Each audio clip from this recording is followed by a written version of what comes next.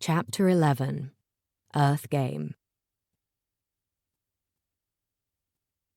The familiar voice of the Earth Game system came to us in the immersion trance, as it also went out live on the metastream and reverberated through the Dava. This would be the first time anyone, including our friends, heard the genius campaign we came up with, me and Nesul. Owain. The SI's voice announced. Good morning, Earth Game fans. We welcome you. Welcome to the year 2024. An age of technology and media, political and economic uncertainty. Off the coast of Wales, on the island of Anglesey, sits Bryn Cehi D, a 5,000-year-old passage tomb.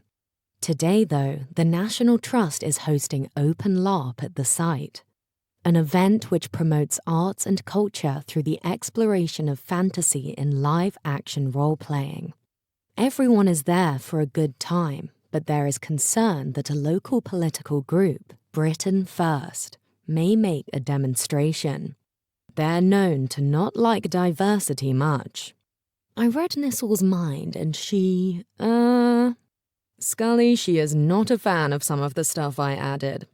Nor how the SI is just kind of vomiting it out. The SI voice continued. Our characters are Owain, postgraduate researcher for fan studies, portrayed in-game by Lawmaster Nesul Riazlan.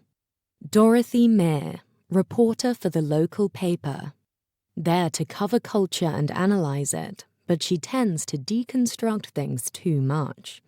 Played by Tuadon Apolock. Game developer Willie Earthman. They're concerned about proper representation in his games for everyone present and concerned everything is just so. Played by Salman Ann. National Trust agent Ishan Calvert. There to protect the monument. Played by Flaggy Flaggerson. My real name is... Ishan said. Stay in character, said Owain. Gemma Hill, a local community member there to dispense first aid should it be needed. And cheer us on so the event goes well, played by Lyra Aaron. The mysterious androgynous Terry, who seems to be talking to a skull.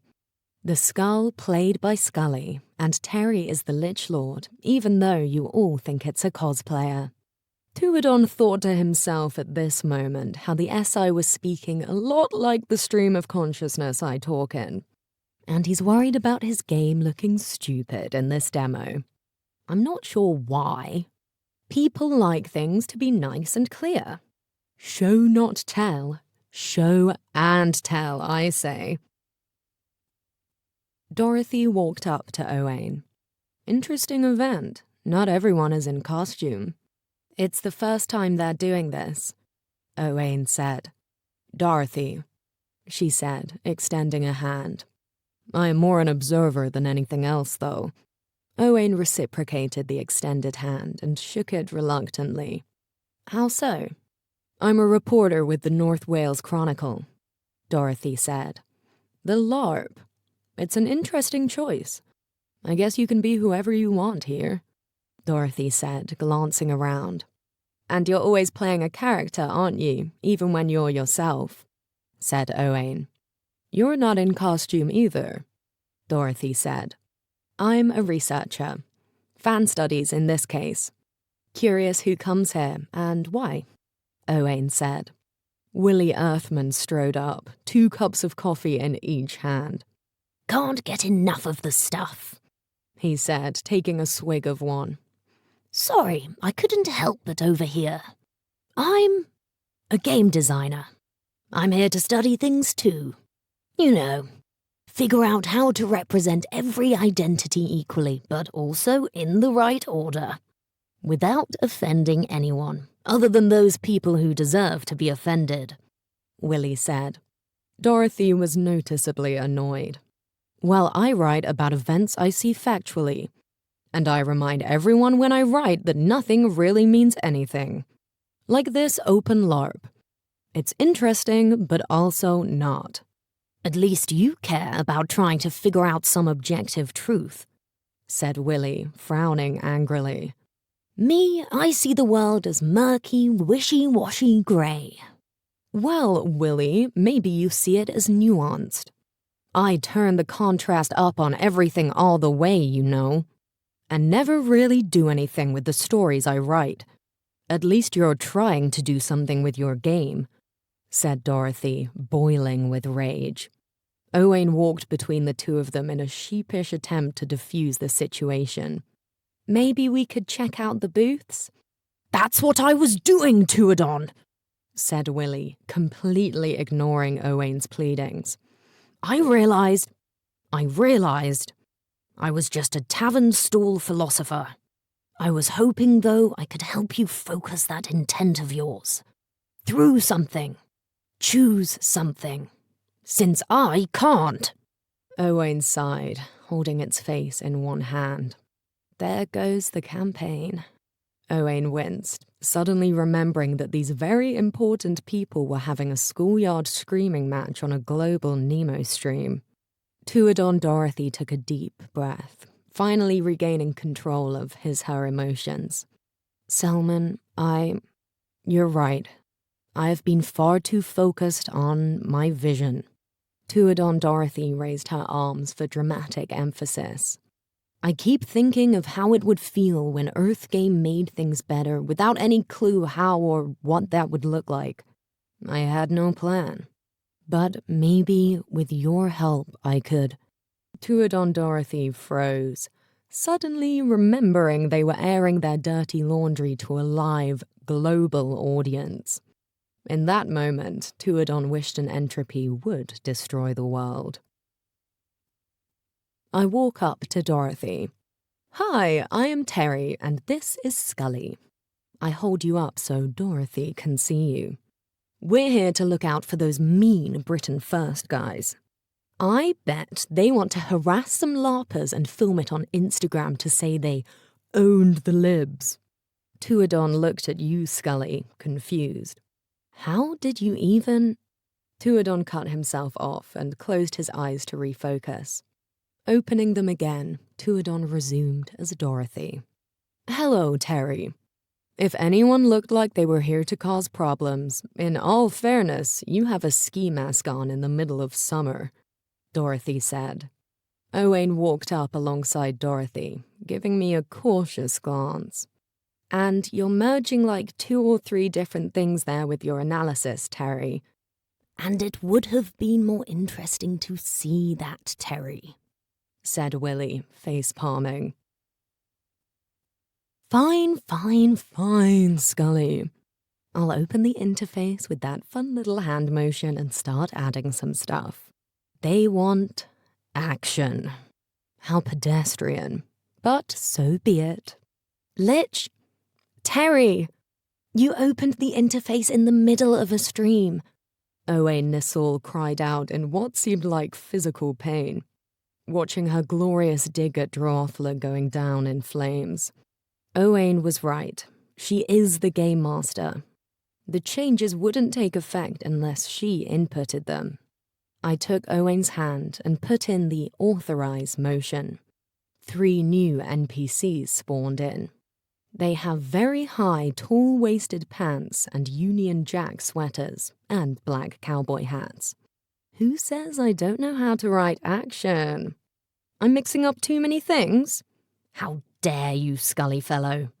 The leader of the group went around to the back of the monument and climbed on top. He pulled out a megaphone from nowhere. Hello, everyone. It's me, Tall Pants McEnglish. I am going to spray paint this monument with unflattering pictures of minorities and put it on social media. All you liberals and gamers are going to look dumb. I hate the environment, and only people whose families have been in Britain belong here. Then I will make money with the monetization of that video and buy an environmentally unfriendly car and put offensive bumper stickers on the back, cried Tall Pants, ending his monologue with official baddie maniacal laughter. I am getting an award for this, I am sure. This is good stuff. Dorothy sat down on the ground. Even if it wasn't real, she needed to touch grass in that moment. We're done. We're ruined. And put her head in her hands. Willie put a hand on her shoulder. Meanwhile, Ishan, who had been standing at the first aid stand by Gemma, started making his way over to the obvious bad man. Where are you going? Gemma turned to follow him, pulling her costume hood back. Campaign isn't over, said Ishan, eyes shining with heroic determination. And the poorly crafted antagonists over there are about to do something to that monument? And I am a National Trust agent, so... Ishan climbed to the top of the mound beside the vile villain and put his hands on Tulpan's shoulders. No one disturbs the sanctity of our shared cultural heritage. Not on my watch. Unhand me, do-gooder. No one can stop the truthiness of my truth. Tulpans grabbed Ishan's hands to push him away, his megaphone magically disappearing. During their struggle, Ishan twisted his ankle and they both fell the very short distance to the ground. Curses, you foiled me, said Tulpants as he died. No one would die from that fall, said Owain, fully disassociating from the madness that just occurred before her. Ishan started to get up but found his ankle badly twisted. Ugh! Gem, first aid, please. Gemma rushed over and looked over Ishan's body, not quite sure what to do. Wait, but it's a game. My healing chants won't work in here. Ishan continued to wince. Yeah, but I have a status effect on me, said Ishan. I can't move in the game till something is done in-game. So, first aid, please? The heroic National Trust agent was injured defeating the evil Tulpants. Action, Scully, action. Owain, Dorothy, and Willie walked over to the injured Ishan. They're so busy attending to Ishan they don't see me, good old Terry, floating in the air above the monument. Why am I floating? Duh, to show there is magic on Earth. And it's a nice contrast to what's going on outside, which is why I am here. Why am I here? Why are you even here, Scully? What do you mean you have a purpose being here? I know why I am here now, I'm getting to that, but you... I am omniscient. I am the narrator. If you had a purpose, I'd know it. Let me put you on that rock, Scully. Oh, who are you? You're Scully. What do you mean you'll tell me who you are when you're ready to? Sure. I'm going to set you right where the meta-viewers at home are seeing this, okay? So you'll feel less alone. Known only to me and you was that at this very moment I put my focus up so Selman and his colleagues' meta-stream would keep going. If you want to know why, maybe I should tell you that across the street from the convention center, behind the remains of the fourth wall where Dama Laban's lab was, an extremely sensitive device that was basically a mage light connected to a speaker was going off. Dama, alerted to this, checked several other doodads and doohickeys in his workshop and then started the sequence to turn on the vehicle the plot device was attached to. Entropy levels were rising. A worker at the entropy alert station checked her panel wired to a similar detector to Dama's to sound the alarm, but only the local chime bells worked. Though the people of Ocasella probably already knew an entropy was at hand since the sunlight's magicka started to decohere, and everything was cast in the painful stark light of contrast. That and all their goodies started to glitch, and plus the migraines. At the dais, the chants powering the machines fizzled and everyone popped out of the immersion trance. They looked out the window and saw the audience now in full panic starting to run to the nearest exits. Tuadon went to get up. Okay, here, yes, now this is more than a nudge. Back in the game, everyone, I said cheerfully with a flick of my hand, and back in we all go. And stay in character a bit. I hard nudge them.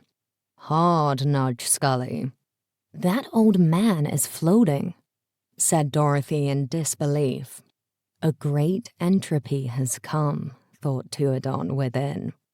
Nisol, sensing the end of a world she had sometimes wanted to end, began to dissociate.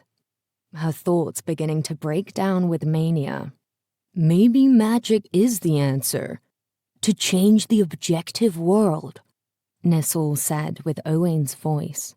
Maybe the entropy will finally let me have a choice, thought Nisol. I can hear Nisol, you know, inside Owain. But now, Scully, I ask you, are you here to show Nisol something? I see now. I remember, I think. Long ago, in Drothla, you and I were precursors of all the modern races.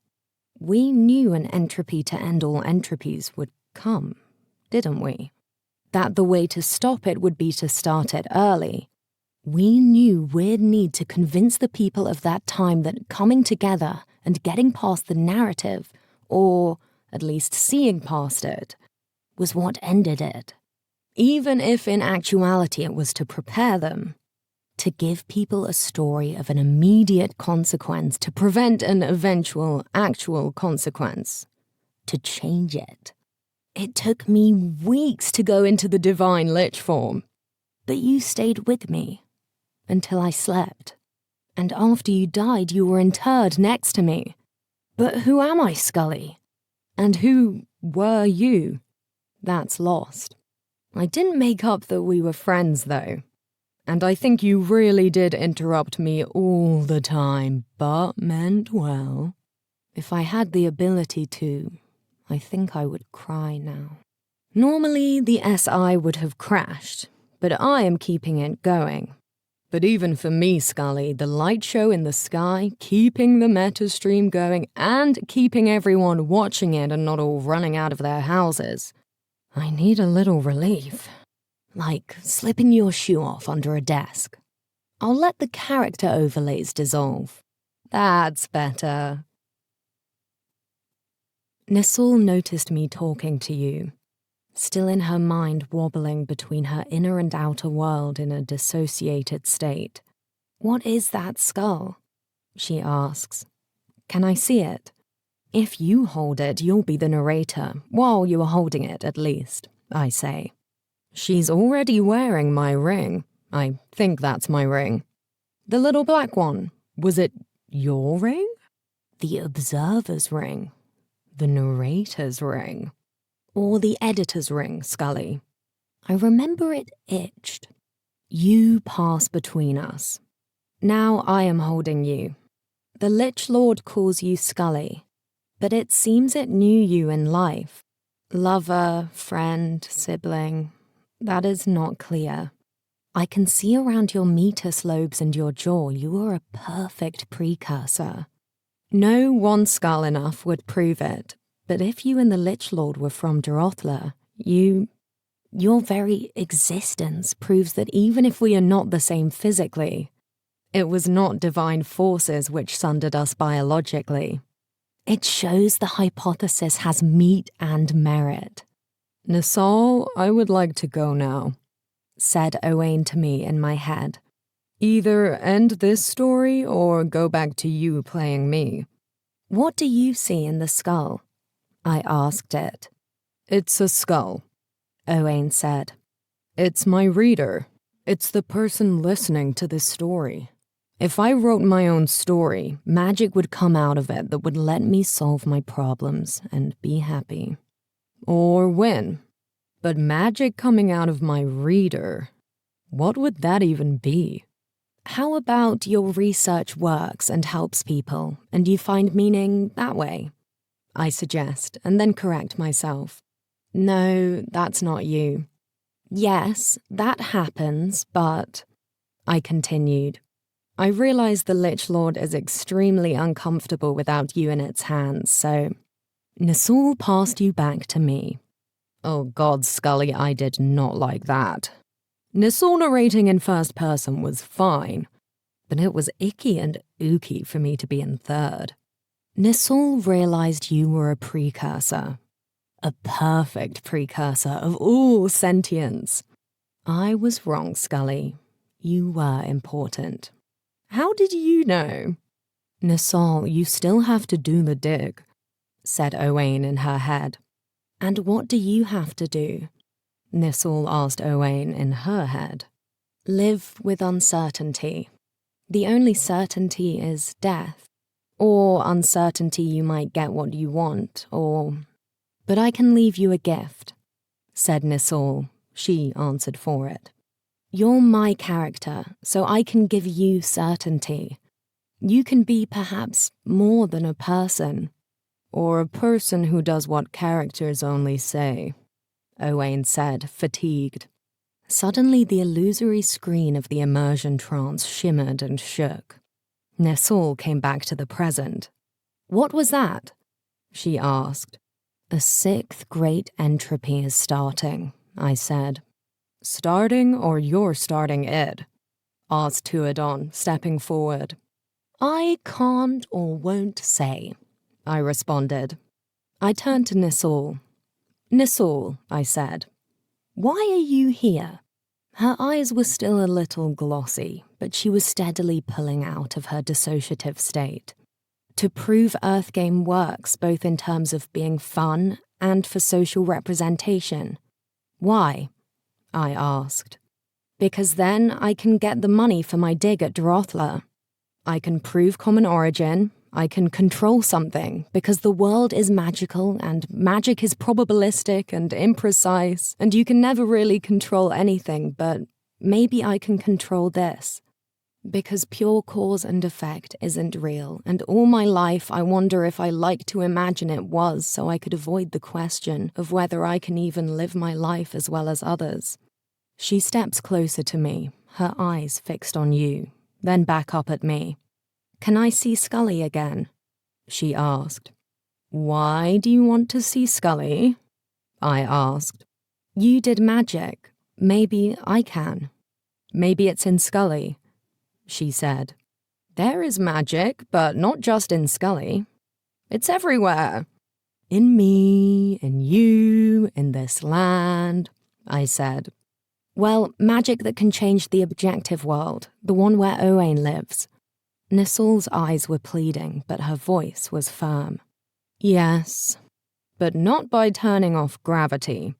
The magic of words and stories can change how we see things, which changes what we do, which changes the objective world, I said.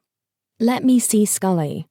If that is your definition of magic and that is everywhere, then what is special about Scully? Asked Nisul. I think she sees it now. I pass you to Nisul. I take you from the Lich Lord, again. No longer in shock, I am sure. You are the resplendent preservation of a being with vestiges of all the sentient races in you. Although a symbol of death, you are a living tapestry. And I realize what I am holding. The testimony in the stone of bone that all the races are one. You are a common origin precursor. Proof that all the races are of one common origin. And you are from Drothla. One skull alone won't be enough, but you are the tangible reality I have longed to hold. Of cause and the dispelling of myths. Just as Owain longs to hold the tangible reality of magic, and that it could yet reshape the world. The dig at Drothla will go forth. I turned to the Lich Lord. Were you a precursor too? I mean, are you? I think so, it says. Can I have Scully back now? I kinda get weirded out not being the narrator, as you know. Huh, I ask, thinking this thing is a bit off its rocker. The immersion trance shimmers again, and I look back to the Lich Lord.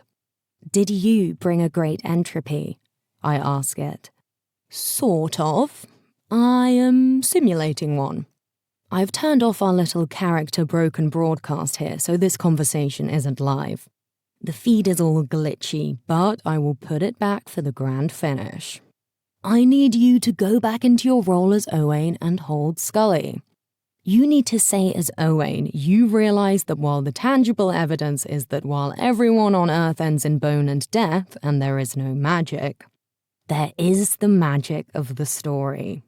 The Lich Lord opens a hand and a small image of a humanoid form flickers in its open palm. All people have the objective sameness in biology, and there are limits to what living beings can do to make change in the objective world. But we can use the magic of a story to change the subjective.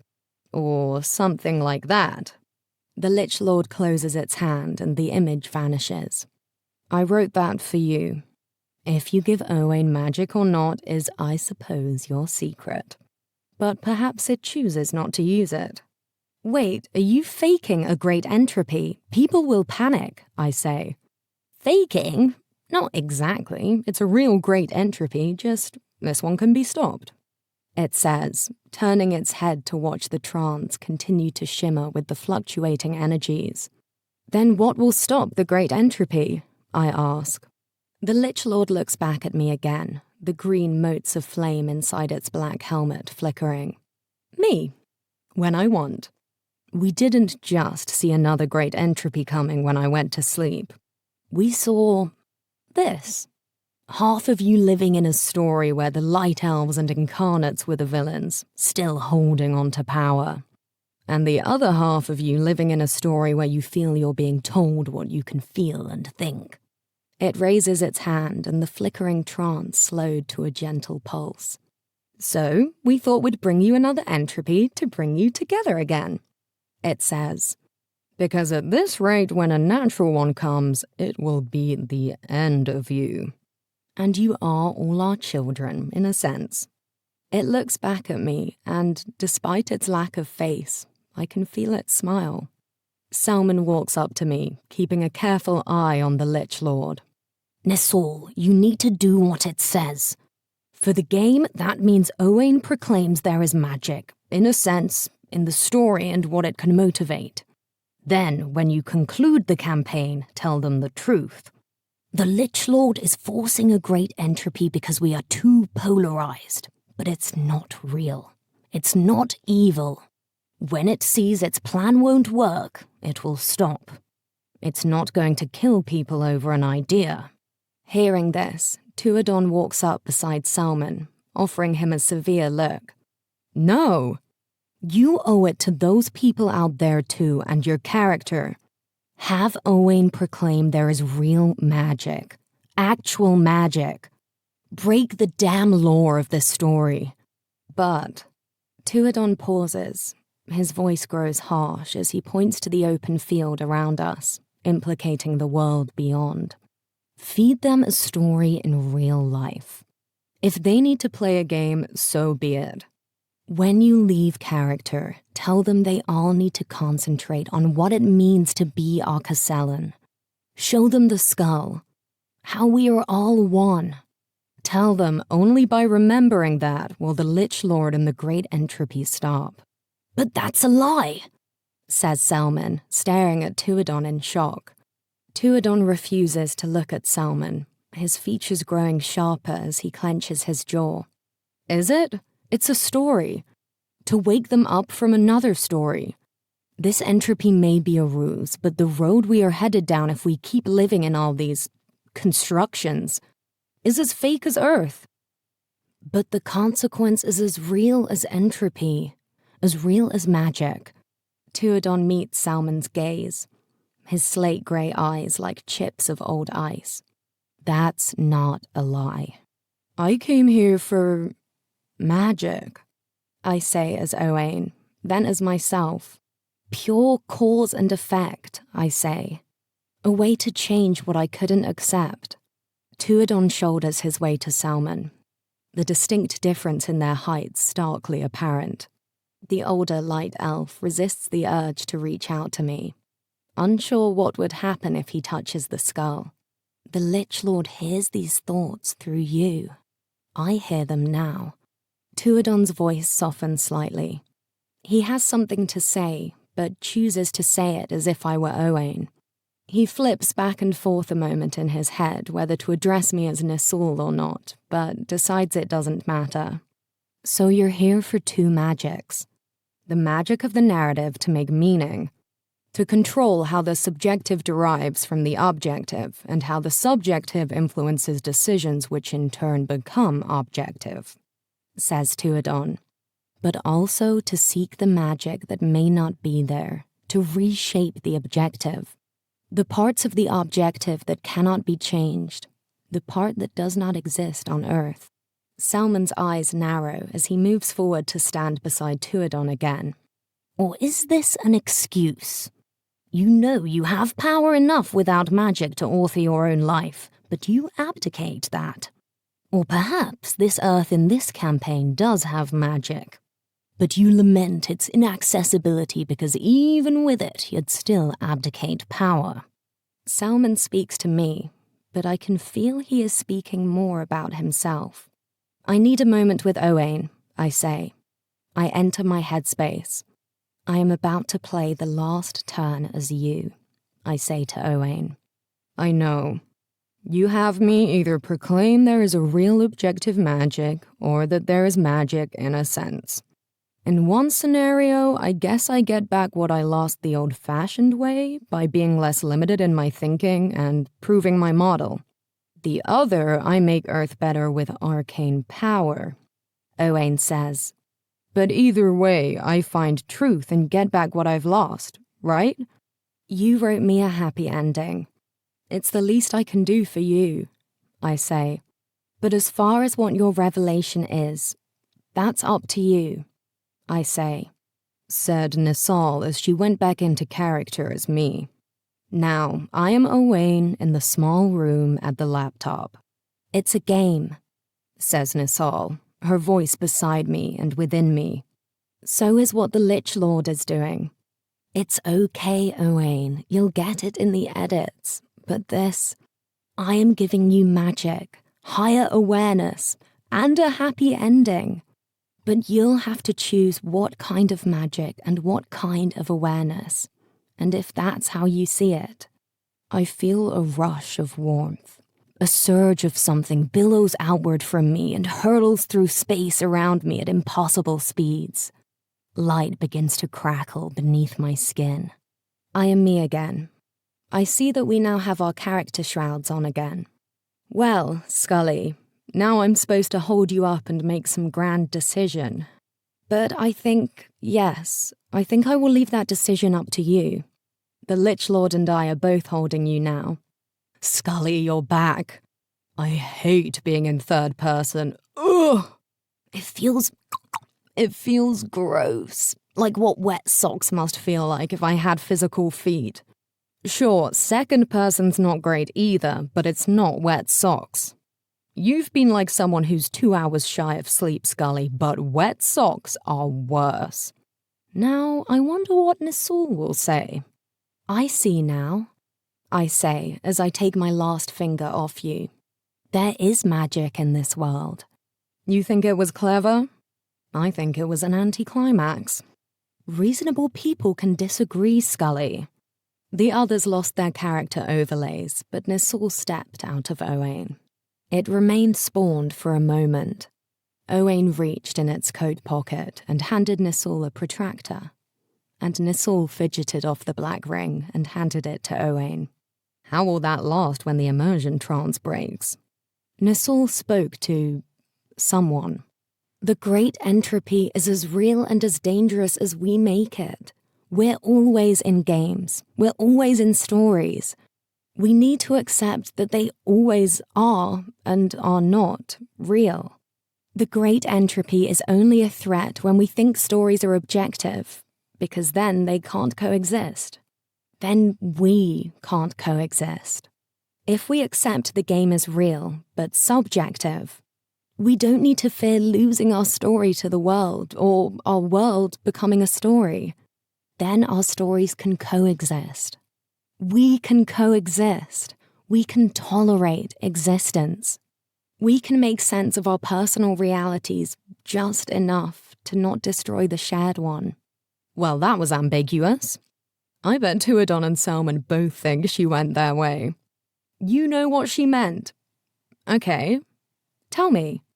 Oh, okay, yeah, I think you're right, Scully.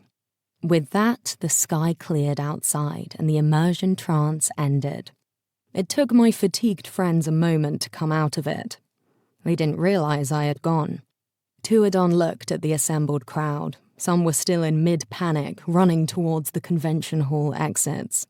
But their paces were sluggish and confused. Many turned to look at each other, unsure why they were just running, while others helped those who had fallen to the floor during the fracas. As the crowd continued murmuring, the remaining guild press members turned back to the stage. Surprised to see Nisul, Tuadon, and the others were still on stage. Falling back into their professional predilections, the journalists started to grill my friends. Amos Tuttle of Law Chat managed to get the first question. Mr. Apolog, while we were impressed with the Sky Show, don't you think it detracted from the game? And it was a little irresponsible faking a great entropy. Excuse me, Amos. The metaboards are saying people love the new system, the fashion, the tech. It was a hit. And getting people to see our inactive rumination as a type of great entropy. I think you've shown Earth Game is relevant. Dieth Dagoth interrupted. Tuadon paused as he attempted to wrap his mind around what Amos and Dieth just said. Regaining his composure, he responded flatly. We weren't faking it. That was a real entropy, and that wasn't a cosplayer. Selman stepped forward and rested his hand on Tuadon's forearm. Tuadon. Selman gave the elf a knowing look that said, "Follow my lead." Everyone knows now it wasn't real. But we've shown everyone if there was a real great entropy. Would we be prepared? However, I think people would like to talk about the game now. Tuadon nodded numbly and turned back to the crowd for the next question. A revenant gentleman towards the back shouted out, "Does anyone have any news on the current location of the real Lich Lord?" As Tuadon started to answer, Nisul took the opportunity to leave the dais. She needed to be somewhere other than here to process what she just witnessed. Reaching into her pocket, she thumbed the strange dimensions of the protractor Owain handed her. She thought it had handed her back her own, but this one was unbroken, and her black ring was gone. A short while later, Flag and Lyra found Nisul sitting at a vacant maintenance entrance at the rear of the community centre. Taking a seat beside her, Lyra leaned against Nisul's shoulder in a comforting gesture. Flag looked to the strange item Nisul continued to fidget with as she sat. So did that really happen? Or just something the Lich Lord did?